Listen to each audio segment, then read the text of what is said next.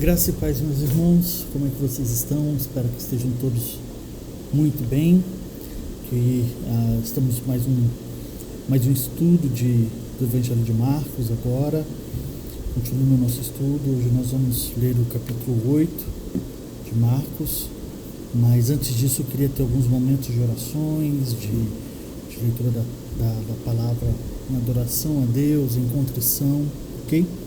Vamos abrir então lá no Salmo 107, Salmo de número 107, nós vamos ler os versos 8 e 9, Salmo 107, versos 8 e 9, diz assim: Rendei graças ao Senhor por sua bondade e por suas maravilhas para com os filhos dos homens, pois descedentou a alma sequiosa e fartou de bens a alma faminta. Então, Deus é aquele que gosta de abençoar, o Deus abençoador, que cuida daquele que é seu, né? Então, nós rendemos graças a esse Deus. Então, vamos orar agora, rendendo graças a esse Deus tão maravilhoso, que por causa das suas bondades tem feito maravilhas em nossas vidas. Feche seus olhos. Deus, te adoramos em espírito e em verdade. Te adoramos porque tu és o Deus maravilhoso, bendito, digno de toda honra e de toda glória. Te adoramos, ó Pai, porque em ti temos a plena confiança de que somos fartos, de que somos que toda a nossa vontade, todo o nosso querer se farta em ti. Eu te louvo por isso, te louvo pelo Deus maravilhoso que o Senhor é. Eu oro, Senhor, e adoro a ti e peço que o Senhor se faça presente conosco neste lugar, nesse estudo, que o Senhor derrame tua graça e que a nossa alma que busca como a corça anseia por água, busque ao Senhor plenamente, Pai. Te bendizemos e te adoramos em nome de Jesus. Amém. Amém. Amém, meus irmãos. E agora nós vamos abrir nossas Bíblias lá no Evangelho de João. Evangelho de João, verso 6. Capítulo 6, versos 26 e 27. João, capítulo 6, versos 26 e 27. Diz assim: Respondeu-lhe Jesus: Em verdade vos digo, vós me procurais não porque vistes sinais, mas porque comeste dos pães e vos fartastes. Trabalhai não apenas pela comida que perece, mas pela que subsiste para a vida eterna, o qual o Filho do Homem vos dará, porque Deus, o Pai, confirmou com seu selo. Então, muitas vezes aqui, como disse, nós vemos em muitos lugares, as pessoas buscam o Senhor pelo que Ele pode dar, não pelo quem Ele é, mas só pelo que Ele pode dar e os benefícios que Ele pode dar. Nós não somos como, não queremos ser como esse tipo de pessoas, mas infelizmente algumas vezes nós caímos nessa armadilha. Então nós vamos orar a Deus clamando para que o Senhor se faça presente em nossa vida, para que Ele perdoe os nossos pecados, as nossas falhas, né? Perdoe as muitas coisas que fazemos que é completamente contrária à vontade de Deus. Deus, estamos aqui diante do Senhor em oração, clamando pelo perdão dos nossos pecados. O perdão, Senhor Deus, pelas muitas vezes que nós nos chegamos a Ti só pelo interesse, pelo que o Senhor pode nos dar, os benefícios que o Senhor pode dar. E esquecemos que devemos nos chegar a Ti pelo que o Senhor é. Deus, Tu és bondoso, digno de toda honra e de toda glória. Nós clamamos, ó Pai, em nome de Jesus. que o Senhor se faça presente conosco, que o Senhor perdoe os nossos pecados, que o Senhor sare os nossos corações, remova toda a mancha pecaminosa que há em nós e nos faça, Senhor Deus, servos tementes a Ti, dia a dia. Ó Pai, em nome de Jesus, derrama a Tua graça sobre nós. Nós clamamos, porque Tu és santo e único que é capaz disso. É o único que lava os nossos pecados e remove eles. Te adoramos, ó Pai, em nome de Jesus. Amém. Amém, meus irmãos. E agora, Marcos capítulo 8, nós vamos ler do verso de 1 a 10. Marcos 8, de 1 a 10, diz assim: Naqueles dias, quando outra vez se reuniu grande multidão, e não tendo eles o que comer, chamou Jesus os discípulos e lhes disse: Tenham compaixão dessa gente, porque há 3 dias que permanece comigo e não tem o que comer. Se eu os despedir para suas casas em jejum, desfalecerão pelo caminho, e alguns deles vieram de longe. Mas os seus discípulos lhe responderam: De onde poderá alguém fartá-los de pão deste deserto? E Jesus lhe perguntou: Quantos pães tens? Responderam eles: 7. Ordenou ao povo que se assentasse ao chão, e tomando 7 pães, partiu-os.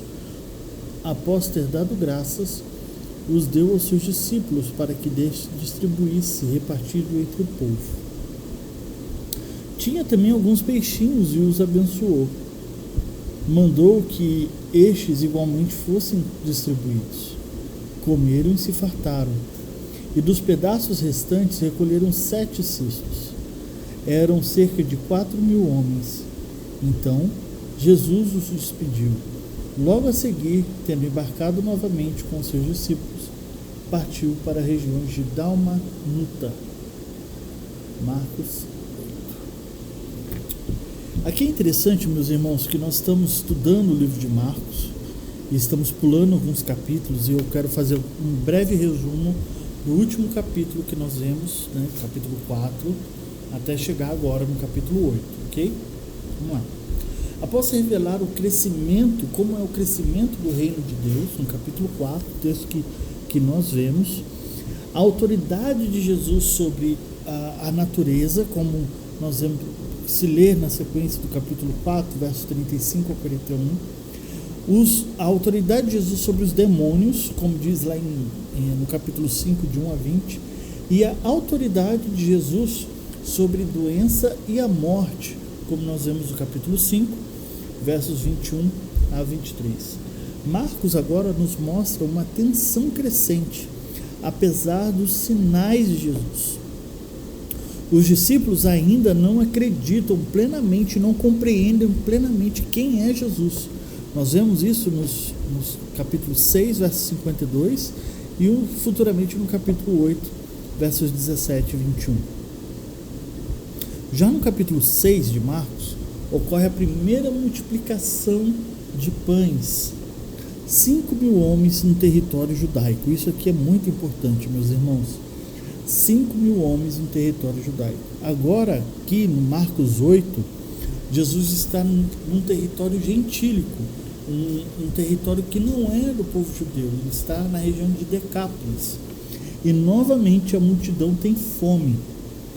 E a repetição do milagre, do mesmo jeito que é feito lá no território judaico, nos dá a entender e nos mostra, melhor dizendo, que o reino é para todos os povos. O reino não é somente para um povo específico.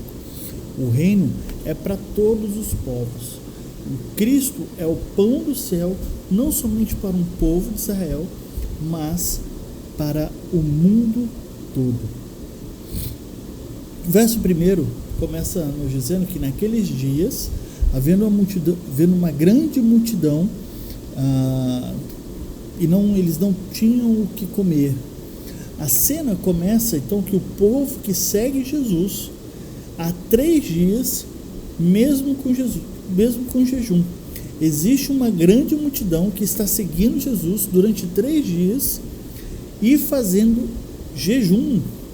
Eles não têm o que comer. Não há exigências e nem murmurações aqui. Eles não estão reclamando, pedindo comida. Eles não estão fazendo isso. Apenas fome e expectativa. Eles estão com fome, mas também há uma certa expectativa. Como no Êxodo, o povo está no deserto, meus irmãos. Mas agora não é Moisés que vai alimentar o povo, mas sim Jesus Cristo. Jesus está à frente. Jesus é quem está comandando todas as coisas. E essa multidão não tem exigências, mas tem uma fé ali, meio que humilde. O verso 2 e o verso 3 mostram então a compaixão de Jesus. O texto fala que, tendo compaixão da multidão, Jesus tendo essa compaixão. E a palavra no grego ali para compaixão carrega uma ideia de um movimento nas entranhas da pessoa.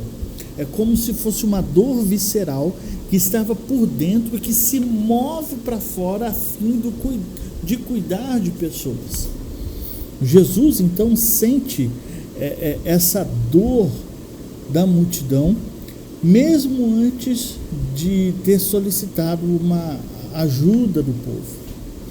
Essa compaixão ela é ativa, não apenas sente, mas providencia.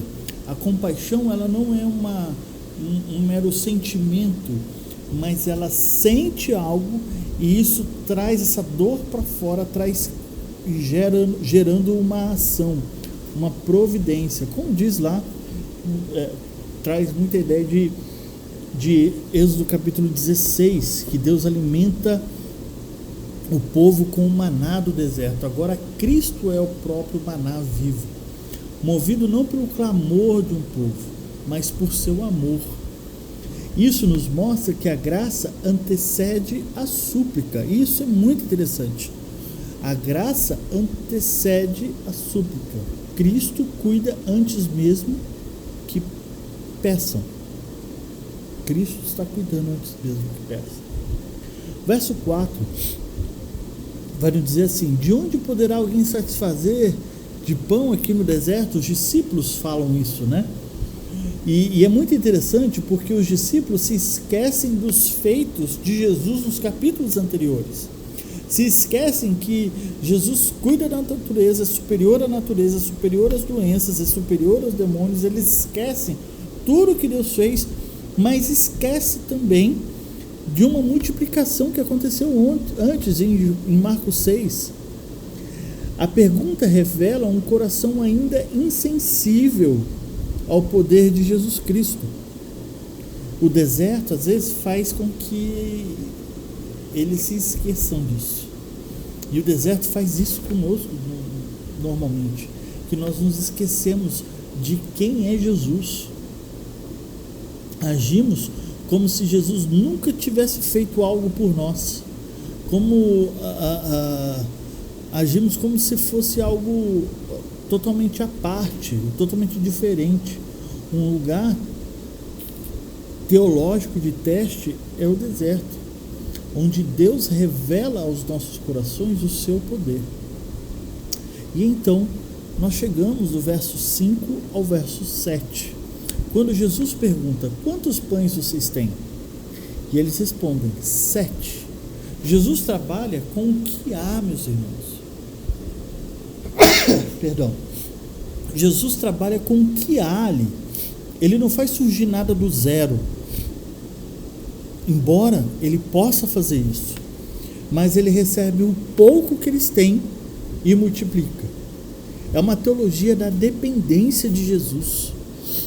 Cristo ele não precisa de muito, ele precisa de rendição. Ele precisa de rendição. Ele não precisa de muito, ele não precisa de muitas coisas. Ele precisa que as pessoas se rendam a ele. O reino não depende de números, ele depende de fé. Zacarias fala isso. Zacarias o tempo todo fala isso, que não é por força, não é por poder, mas é pelo Espírito do Senhor. Note que ele dá graças antes de multiplicar o pão. Gratidão antecede o milagre. E isso ensina a confiança que vem antes da fartura. Verso 8 nos diz: comeram, pois, e se fartaram, e dos pedaços que sobejaram, ainda sobraram 7 cestos. Aqui está a teologia da abundância, meus irmãos, uma abundância escatológica aqui. Cristo não apenas supre a necessidade, mas ele satisfaz completamente. O verbo grego usado aqui para saciar-se é o mesmo usado quando se alimenta o animal e o animal está completamente satisfeito, totalmente cheio, né? E Jesus, ele nos dá porçõezinhas, ele é a fartura espiritual, ele é o que nós precisamos para estarmos cheios. E é interessante que ele põe que sobra 7, né? 7 cestos apontam a plenitude da bênção de Jesus, né? O número da plenitude, o 7. E agora está entre os gentios. Isso é muito interessante, meus irmãos. Essa plenitude das bênçãos de Jesus agora está entre os gentios, não entre os povos, o povo de Israel, mas entre os gentios. É um milagre. Este milagre é prenúncio da ceia escatológica das nações com o Cordeiro, como diz lá em Isaías 25, 6, 9, Apocalipse 19, 9. Por último, vem então os versos 9 e 10. E os despediu, e entrando no barco, Jesus não prende a multidão em si. Ele sacia, instrui e então envia. O reino não é feito por seguidores emocionais, mas de pessoas transformadas que voltam aos seus lares com experiências de graça. E essa ideia é muito interessante, porque nós temos a ideia muito de acolher, de ficar junto, e o que Jesus quer, vão dizer, vão espalhar o que eu tenho feito, as graças derramadas sobre a vida de vocês. Tem algumas lições que eu queria trazer 4 lições que eu queria trazer nessa história e 3 aplicações para as nossas vidas. Primeira lição, meus irmãos: Cristo é suficiente, não apenas fisicamente, mas também espiritualmente. Em Cristo nós temos tudo. Ele é o pão que desceu do céu, como diz João 6,35. Em Cristo nós temos a identidade para as nossas vidas e o propósito das nossas vidas. Cristo é suficiente em tudo nas nossas vidas. Segunda lição: o reino é para todos os povos. A multiplicação aqui do reino de Deus ocorre entre os gentios. A missão está no coração do Evangelho. Nós somos o povo de Deus, chamados por Deus com a intenção, com o propósito de sermos cooperadores do que Ele está fazendo no mundo. O que Ele está fazendo no mundo? Ele está trazendo em Cristo Jesus povos de todas as nações, raças e línguas a adorá-lo através do Cordeiro, que é Cristo Jesus. E Ele, como Paulo nos fala em Corinto, Ele nos deu essa bênção da reconciliação. É Ele que Ele usa a igreja para isso. Então o reino de Deus não é para um povo, para uma região específica, mas é para todos os povos dessa terra. Terceira lição, meus irmãos: a graça é soberana. Jesus não age porque é solicitado, mas porque ama e conhece a necessidade antes da súplica. Ele ama e conhece a necessidade antes da súplica. Isso é muito importante entendermos isso. Jesus Cristo sabe quem nós somos, sabe da nossa fragilidade. Como diz lá em Hebreus, que fala que nós temos um super sacerdote, um sumo sacerdote, melhor dizendo, que não é alheio às nossas necessidades e às nossas súplicas, mas ele conhece a nós. Ele sabe o que é sofrer, ele sabe o que é passar fome, ele sabe o que é ser deixado de lado, ele sabe de todas as coisas, ele sabe disso. Quarta e última lição, meus irmãos: a incredulidade dos discípulos pode ser a nossa também. Somos como eles, esquecemos rápido, mesmo quando ele já provou o seu poder. Somos como os discípulos, nós nos esquecemos rápido, mesmo quando ele prova o seu poder. E ele prova o poder dele diariamente, mas infelizmente nós nos esquecemos rapidamente também. 3 perguntas que eu queria trazer para os irmãos. A primeira dela: você acredita que Jesus se importa com as suas necessidades antes mesmo de você pedir? Você acha que Jesus faz isso por você? Você acha que Jesus, enquanto você está chorando, ele já conhece a sua necessidade antes mesmo de você falar algo? Ele sonda os nossos corações. Ainda a palavra nem chegou à boca e ele já sabe o que eu vou dizer. Segunda questão: está entregando o pouco que tem, tempo, energia, dons, para que Jesus multiplique? Você está fazendo isso? Você está entregando o pouco que você tem para que Jesus multiplique? Para que Jesus faça? Para que Jesus haja? Você tem feito isso, meus irmãos? Tem trabalhado nisso? Você tem entregado pouco? E somos poucos, e agimos pouco como pouco, porque quem faz é Jesus Cristo através de nós, através da sua igreja. Você tem entregado a Ele suas energias, seu tempo, seus dons, seus talentos em relação a isso? Sua fé tem sido moldada pelo deserto ou pelas lembranças de fidelidade de Deus? Sua fé tem sido moldada pelo deserto, pelo copo vazio, ou pelas lembranças da fidelidade de Deus, pelo copo cheio?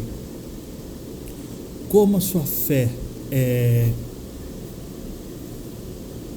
trabalhada, é moldada no dia a dia?